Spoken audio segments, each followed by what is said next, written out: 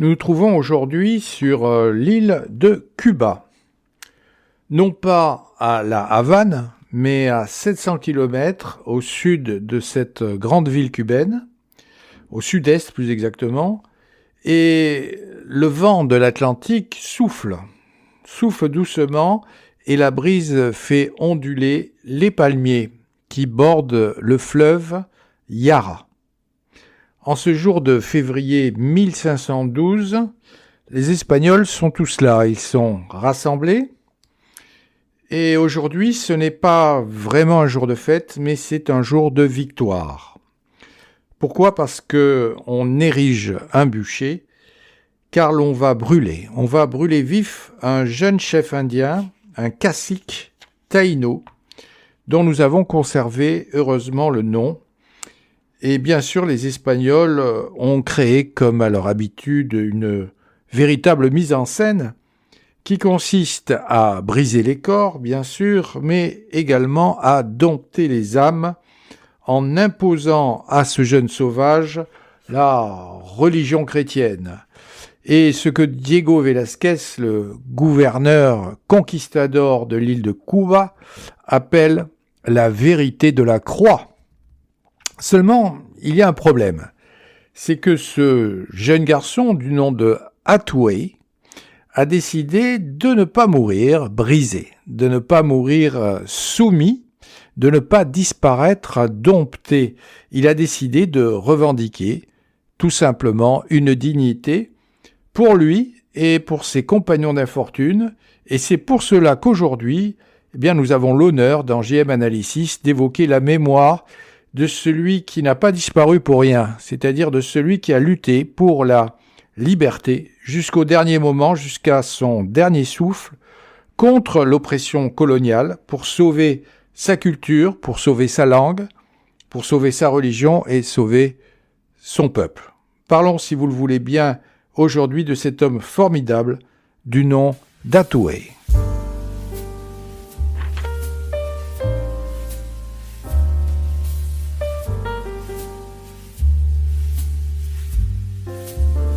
JM Analysis, un autre regard.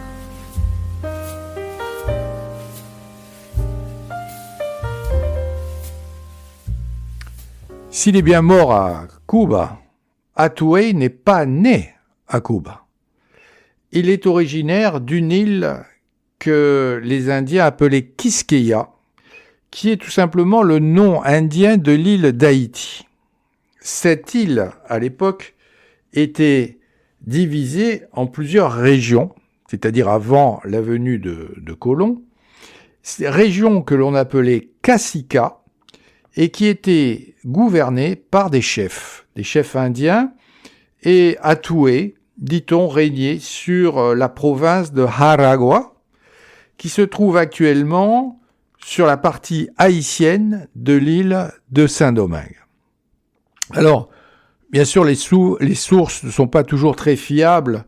Certaines sources, d'ailleurs, affirment que Atuey serait né sur l'île de la Grenave, qui se trouve en fait dans la baie de Port-au-Prince. Il faut, dans la mesure du possible aujourd'hui, nous mettre dans la peau de ces Indiens qui ont vu débarquer Colomb. De ces colons avec ses hommes, bien sûr, avec ses prêtres, avec ses chevaux, mais également un colon que l'école connaît peut-être un peu moins, c'est-à-dire un colon qui arrive avec des dogues qui sont dressés pour attaquer les indigènes qui ont assisté impuissants au massacre de leur propre famille, au viol de leurs femmes et à la destruction systématique de leur culture. Face à ce qu'il faut bien appeler aujourd'hui un génocide, les Indiens, en fait, n'avaient que 3 possibilités. Les Indiens de Quisqueya, bien sûr. La première, c'est de se plier à la force brute, la servitude, et fut le lot de la plupart d'entre eux qui travaillaient dans des mines, les fameuses mines de Higüey ou de Bauruco, dans des conditions qui sont proprement inimaginables. La seconde possibilité, qui était rapportée d'ailleurs par le prêtre Las Casas, La seconde possibilité, c'est le désespoir et le suicide. Il faut savoir que certaines mères indiennes se jetaient du haut des falaises avec leurs enfants dans le vide afin d'échapper à cette vie de souffrance. Et à l'heure actuelle, on visite encore ces tristes endroits, notamment une falaise qui s'intitule en espagnol El Salto de los Taínos, c'est-à-dire l'endroit d'où sautaient ces pauvres Indiens, ces pauvres Indiennes, dans la région de Jarabacoa. Mais Hattuey, lui, refuse à la fois la soumission, qui était la première possibilité, mais il refuse également la seconde, il refuse le désespoir. Il va opter pour une troisième voie, qui est celle de la lutte, celle de la résistance active face à l'agresseur. Certes, la violence, et ce sera un problème pour ces Indiens, la violence ne fait pas partie de la culture taïno. Colomb, d'ailleurs, a remarqué très tôt qu'il avait affaire à un peuple pacifique.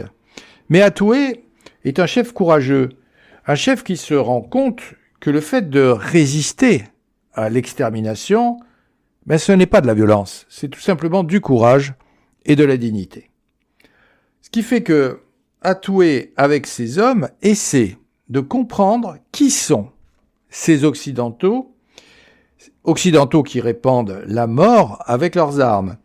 Et Hattuey va saisir assez vite ce que recherche Colomb et ses hommes, ce que recherche plus tard Ovando, c'est-à-dire qu'il se rend compte que c'est l'argent, que c'est l'or, que l'idole de l'Occident, c'est tout simplement le métal précieux, et que les Espagnols sont prêts à sacrifier toute une civilisation sur l'autel de Mammon, vous savez, ce dieu de l'argent, ce démon biblique de l'avidité.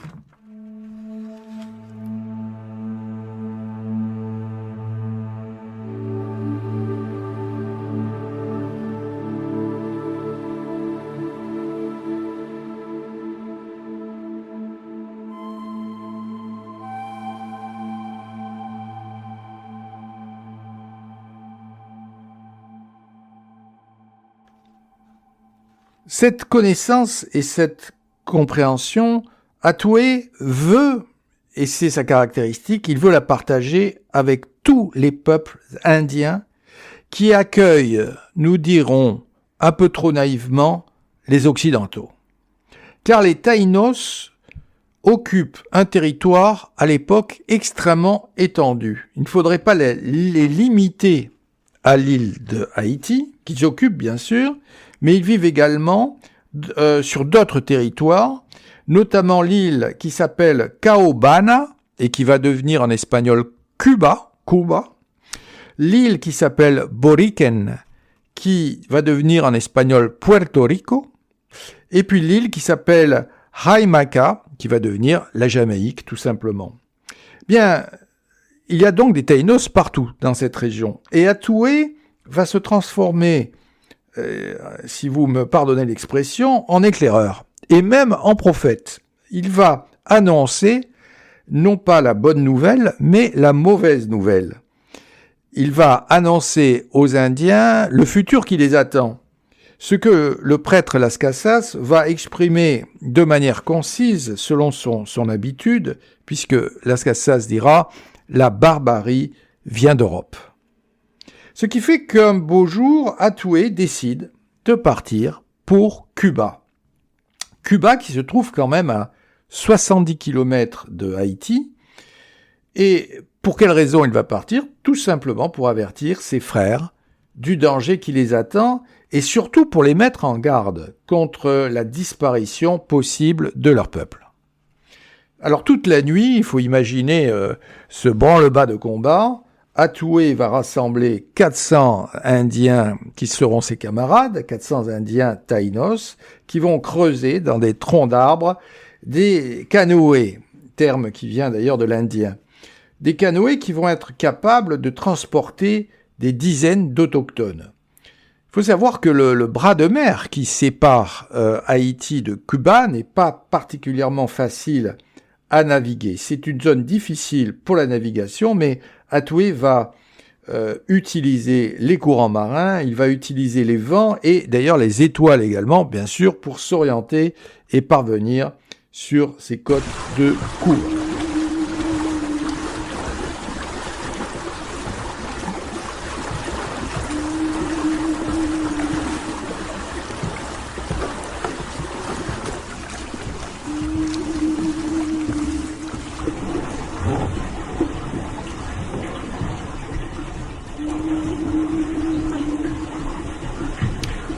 Arrivé sur l'île de Cuba, Atoué apprend que ces mêmes Espagnols qu'il fuyait avec lui et ses compagnons, ces mêmes Espagnols vont arriver malheureusement à Cuba et vont reproduire sans aucun doute les mêmes atrocités.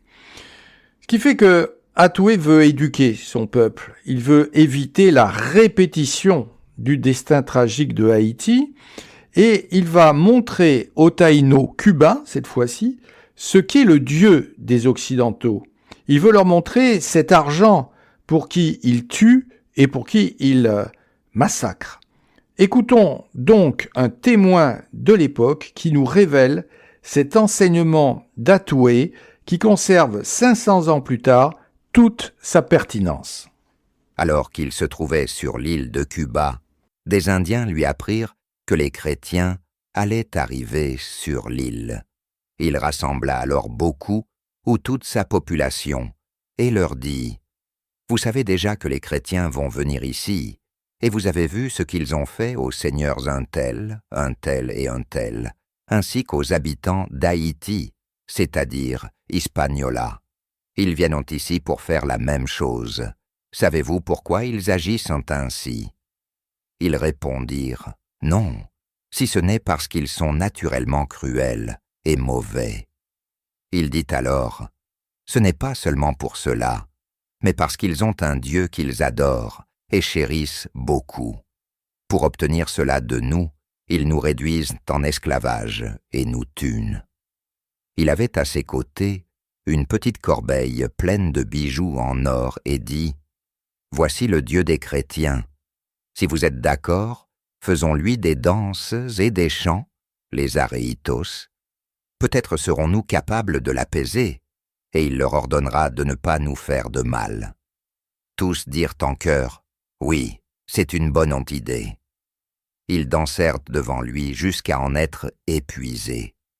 Ensuite, le seigneur Atoué ajouta « Regardez, quoi qu'il en soit, si nous le gardons, ils finiront par nous tuer pour s'en emparer. Jetons-le dans cette rivière. » Tous approuvèrent cette décision, et ils jetèrent l'or dans une grande rivière qui se trouvait là. Cet acte incroyable pour nos oreilles d'Européens, à savoir le fait tout simplement de refuser de l'argent, de refuser l'or et l'argent, cet acte incroyable va avoir des répercussions en Occident. Faut-il fonder en effet, chers amis, la civilisation sur la cupidité? Faut-il fonder toute une culture, des pans entiers de la culture, sur la recherche extrême, absolue des richesses? Et le philosophe qui a réfléchi à cette question, qui est déjà agitée par Atoué, c'est bien sûr Denis Diderot, beaucoup plus tard, qui va apprendre énormément de notre Indien, et qui se souviendra d'ailleurs, Denis Diderot, de son refus des richesses dans son supplément au voyage de Bougainville. En effet, même si Diderot parle de Tahitiens et ne parle pas de Taïnos, le vieux Tahitien de Diderot n'est au fond que notre Atoué qui est transfiguré. Le vieux Tahitien parle comme notre jeune Taïno. Écoutons Diderot qui met son talent au service d'une critique radicale de la cupidité des colons. Nous avions des champs, vous les avez brûlés. Nous avions des pirogues, vous les avez détruites. Nous avions des femmes et des enfants, vous nous les avez enlevés. Ce qu'il vous faut, c'est l'or, et vous avez tué pour l'avoir. Vous êtes des hommes, nous en doutons, car les hommes respectent leurs semblables. Face à un ennemi qui est mieux armé, Atoué n'a qu'une solution, bien sûr, c'est adopter je dirais toujours la même chose que nous connaissons très bien dans GM Analysis, c'est-à-dire la stratégie de la guérilla. Avec ses compagnons, il mène des attaques surprises contre les Espagnols et il se sert, disent les chroniques de l'époque, tout d'abord de sa connaissance du terrain pour prendre bien sûr l'avantage. Les Taínos, en ce début du XVIe siècle, utilisent des armes, mais bien sûr des armes rudimentaires. Tout d'abord des massues en bois dur qu'ils renforçaient avec des coquillages pour les rendre plus coupantes. Ils utilisaient bien sûr des lances avec des pointes, mais des pointes qui étaient fabriquées avec de la pierre locale ou avec de l'os. Et également, bien sûr, des propulseurs de lances que l'on retrouve sur toutes ces îles caribéennes. Et pendant plusieurs mois, Hattuey va parvenir, par cette stratégie de harcèlement des troupes espagnoles, à confiner ces mêmes Espagnols dans ce fameux fort de Baracoa.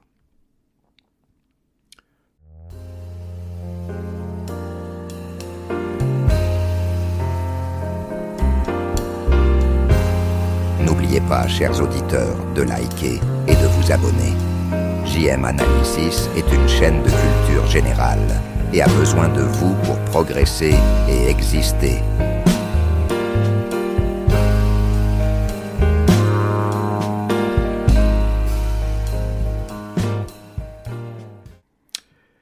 Malheureusement, le courage ne suffit pas.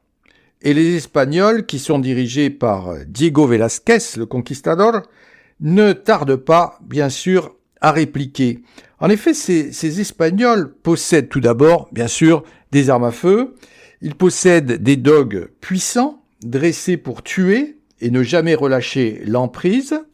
Et puis, ils possèdent, bien sûr, ces fameuses armures qui fascinent les Indiens par leur robustesse. Ces soldats espagnols savent pertinemment que l'homme le plus courageux est souvent trahi par les siens. Ils ont lu l'histoire grecque, ils savent que Léonidas lui-même, le Spartiate, a été vaincu tout simplement parce qu'il a été trahi. Alors, comme l'histoire se répète, ils capturent des Indiens, ils vont torturer ces mêmes Indiens en espérant qu'ils finiront par livrer leur chef bien-aimé, ce qui finit évidemment par se produire. Trahi par un informateur, Hattuey va être capturé, il est condamné à être brûlé vif, une peine qui est généralement réservée aux criminels qui sont considérés par les Espagnols comme les plus dangereux. Ce qui fait que le 2 février 1512, Hattuey est conduit dans la ville de Yara au bûcher. Et son exécution est un spectacle, un véritable spectacle pour les Espagnols qui espèrent par là même briser toute velléité de résistance parmi les Taínos. Mais les dernières paroles de Hattuey vont traverser l'histoire comme les flèches qu'il décochait. Et cet échange qui va exister entre lui et un prêtre espagnol que l'on dépêche pour le confesser avant son supplice va rester à jamais inscrit, chers amis, dans les chroniques. Nous devons les connaître, ces chroniques. Les voilà. Ce cacique et seigneur ne cessa de fuir les chrétiens dès leur arrivée sur l'île de Cuba, car il les connaissait bien. Ils se défendaient lorsqu'ils les rencontraient, mais ils finirent par le capturer.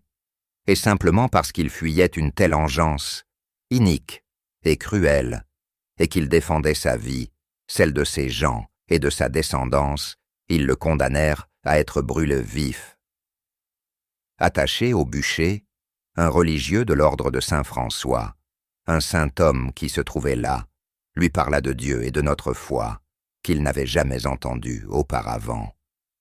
Le religieux lui expliqua, dans le court laps de temps que les bourreaux lui laissèrent, qu'il irait au ciel, où il y a gloire et repos éternel, s'il acceptait de croire en ce qu'il lui disait. Sinon, il irait en enfer pour souffrir des tourments et des peines perpétuelles. Hattuey réfléchit un moment et demanda au religieux si les chrétiens allaient au ciel. Le religieux répondit que oui, mais seulement ceux qui étaient bons. Alors le cacique déclara, sans hésitation, qu'il préférait aller en enfer plutôt que d'être au même endroit que des gens aussi cruels et de les voir.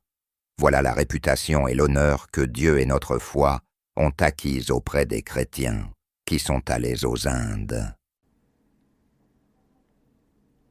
Alors des gens comme Atoué sont rentrés dans l'histoire, c'est-à-dire qu'ils habitent à présent la mémoire des hommes pour l'éternité. Ils ne sont plus humains, mais ils sont devenus légendaires.